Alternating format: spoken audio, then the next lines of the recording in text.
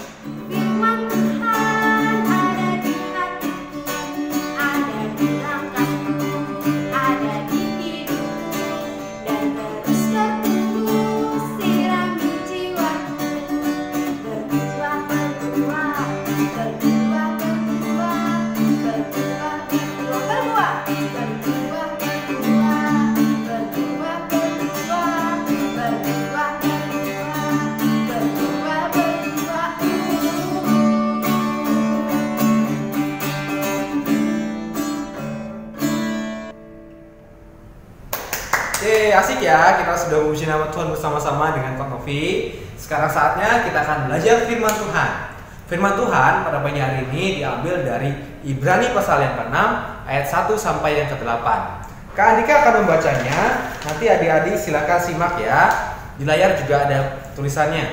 Ibrani 6 ayat 1 sampai 8. Sebab itu marilah kita tinggalkan asas-asas pertama dari ajaran tentang Kristus dan beralih kepada perkembangannya yang penuh. Janganlah kita meletakkan lagi dasar pertobatan dari perbuatan-perbuatan yang sia-sia dan dasar kepercayaan kepada Allah, yaitu ajaran tentang pelbagai perbaptisan, penumpangan tangan, kebangkitan orang-orang mati, dan hukuman kekal. Dan itulah yang akan kita perbuat jika Allah mengizinkannya. Sebab mereka yang pernah diterangi hatinya, yang pernah mengecap karunia sorgawi, dan yang pernah mendapat bagian dalam Roh Kudus, dan yang mengecap firman yang baik dari Allah dan karunia-karunia dunia yang akan datang, namun yang murtad lagi tidak mungkin diperbaharui sekali lagi sedemikian hingga mereka bertobat. Sebab mereka menyalibkan lagi anak Allah bagi diri mereka dan menghinanya di muka umum. Sebab tanah yang menghisap air hujan yang sering turun ke atasnya dan yang menghasilkan tumbuh-tumbuhan yang berguna bagi mereka yang mengerjakannya menerima berkat dari Allah. Tetapi jika tanah itu menghasilkan semak duri dan rumput duri, tidaklah ia berguna dan sudah dekat pada kutuk yang berakhir dengan pembakaran. Sekarang siapkan pulpennya, siapkan buku pelajaran dan juga kitabnya ya. Kita akan baca firman Tuhan. Nanti kalau ada hal-hal yang penting silahkan dicatat. Kalau ada pertanyaan, silahkan hubungi kakak ya. Nah, pada pagi hari ini kita akan belajar dari Ibrani pasal yang ke-6 ayat 1 sampai yang ke-8. Ini masih berbicara tentang baptisan. Jadi jangan pernah bosan ya buat adik-adik untuk belajar tentang baptisan ini. Nah, kita sudah belajar banyak sekali tentang baptisan. Sama seperti perintah Tuhan dalam Matius pasal yang ke-28 ayat 19. Ada yang masih ingat? Karena itu pergilah, jadikanlah semua bangsa muridku dan baptislah mereka dalam nama Bapa, Anak dan Roh Kudus. Nah, itu seringkali disebut sebagai amanat agung. Kenapa? Karena itu adalah amanat, itu adalah perintah yang sangat mulia yang disampaikan oleh Tuhan Yesus sesaat sebelum kenaikannya ke surga. Nah, saat ini Tuhan Yesus ada di surga. Pada kesempatan pagi hari ini kita belajar dari Ibrani pasal yang pertama sampai yang ke-8. Kita akan melihat bagian yang pertama. Jadi dari bagian pertama itu kita harus meninggalkan asas-asas pertama dari ajaran tentang Kristus dan beralih kepada perkembangannya yang penuh. Ini mengajarkan kepada kita supaya kita anak-anak Tuhan yang sudah lama ikut sekolah minggu, yang sudah lama ikut ke gereja, kita itu harus mengalami pertumbuhan ya adik-adik. Pernah nggak ketika kalian melihat ponakan atau juga adik kalian yang masih kecil, mungkin dia waktu masih kecil sekali dia digendong, dia diberi susu oleh mama atau juga papa. Namun setelah beberapa bulan lagi dia bertumbuh, dia sudah tidak mau digendong lagi, dia maunya merangkak.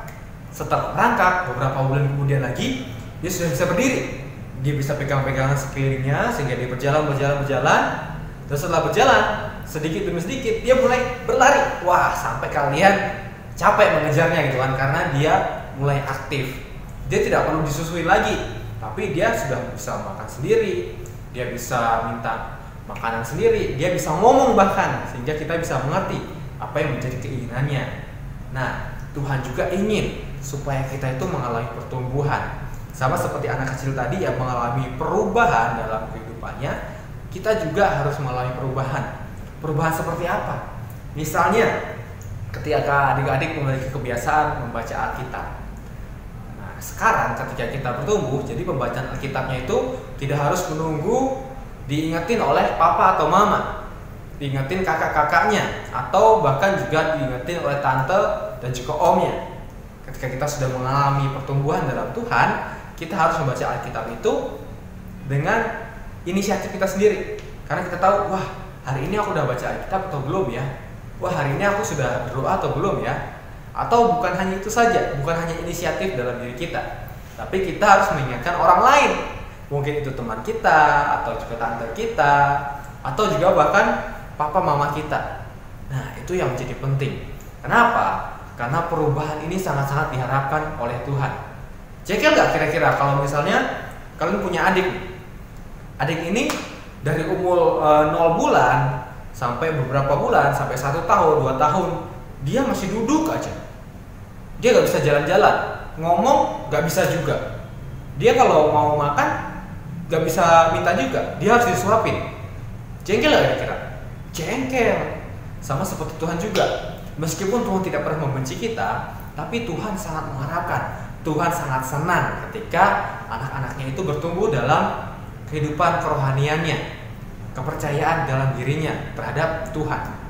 Bukan hanya membaca Alkitab atau juga berdoa. Pernah gak adik-adik ketika baru bangun tidur, kalian itu berdoa dan juga memuji nama Tuhan? Menyanyi, pernah gak? Nah, ketika kalian belum pernah, yuk coba yuk.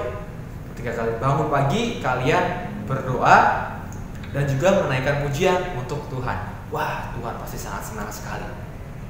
Bahkan terlebih dari semuanya, kalian mengajak papa atau mama untuk memuji Tuhan bersama-sama pada pagi hari. Ketika sebelum belajar, ketika sebelum papa mama bekerja, pasti Tuhan Yesus sangat senang sekali. Karena dari pagi-pagi yang pertama dilakukan oleh kita memuji nama Tuhan. Wah, Tuhan pasti akan sangat bersuka cita karena kita mengutamakan Tuhan dalam hari itu. Nah, itu yang pertama. Yang kedua, janganlah kita meletakkan lagi dasar pertobatan dari perbuatan-perbuatan yang sia-sia dan dasar kepercayaan kepada Allah, yaitu ajaran tentang berbagai pembaptisan, penumpangan tangan, kebangkitan orang-orang mati, dan juga hukuman kekal. Hal yang kedua yang kita bisa pelajari adalah dari hal ini mungkin adik-adik bingung ya, apa itu maksudnya penumpangan tangan, apa itu kebangkitan orang-orang mati, dan juga apa itu hukuman kekal. Kita tidak akan membahas itu secara rumit ya, sederhana saja. Jadi pertobatan kita, kepercayaan kepada Tuhan kita itu bukan hanya sekedar perubahan yang ya aku hari ini berubah, besok berubah nggak ya, besok kembali lagi deh, malas-malasan lagi misalnya baca Alkitab, misalnya besok ya malas-malasan lagi belajar gitu ya. Mungkin kalau belajar untuk di sekolah semangat, tapi ketika belajar untuk Alkitab, belajar sekolah minggu malas-malasan. Nah, jangan sampai ya, sama seperti ketika ikut sekolah minggu pagi hari ini. Jangan itu hanya menjadi rutinitas kita, jangan itu hanya menjadi kewajiban kita ya. Jangan memberikan pernyataan bahwa oh aku udah ikut sekolah minggu, tuh buktinya aku udah like YouTube-nya, tuh lihat kalau gak percaya. Nah, jadi jangan hanya sekedar ritual, jangan hanya sekedar kebiasaan saja, tapi mari kita nilai pertobatan kita, kepercayaan kepada Tuhan kita itu benar-benar dalam hati kita. Jadi jangan hanya ketika mau dilihat orang saja, jangan hanya mau dilihat oleh papa atau juga mama kita ketika kita melakukan pertobatan kita atau kepercayaan kita kepada Tuhan. Jadi yuk mari sama-sama kita mengalami pertumbuhan dalam Tuhan, kita mengalami pertobatan yang sungguh-sungguh, bukan hanya sekedar supaya dilihat oleh papa mama itu baik, tapi supaya Tuhan ditinggikan, supaya Tuhan Yesus disenangkan melalui apa yang kita perbuat. Nah, sekarang kita akan menghafalkan ayat hafalan kita ya. Ayat hafalan kita pada pagi hari ini diambil dari Matius pasal 28 ayat yang ke-19.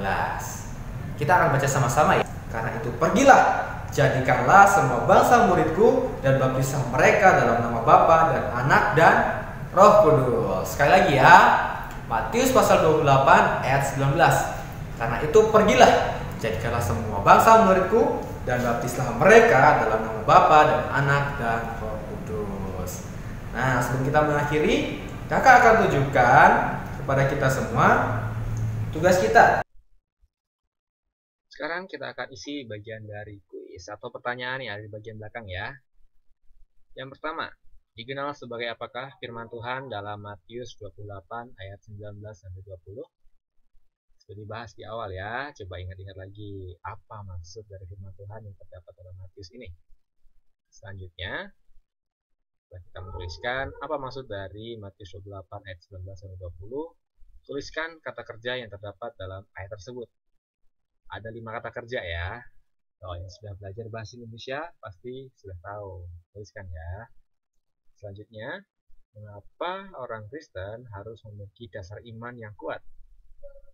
Masih ingat ya, sama seperti bangunan yang tinggi, yang kokoh, yang tidak akan roboh ketika diterpa oleh angin, badai, ataupun juga banjir, yang memiliki fondasi. Nah, sekarang iman yang kuat itu fungsinya untuk apa sih? Oke, dan yang terakhir, apa sih arti dari bertobat?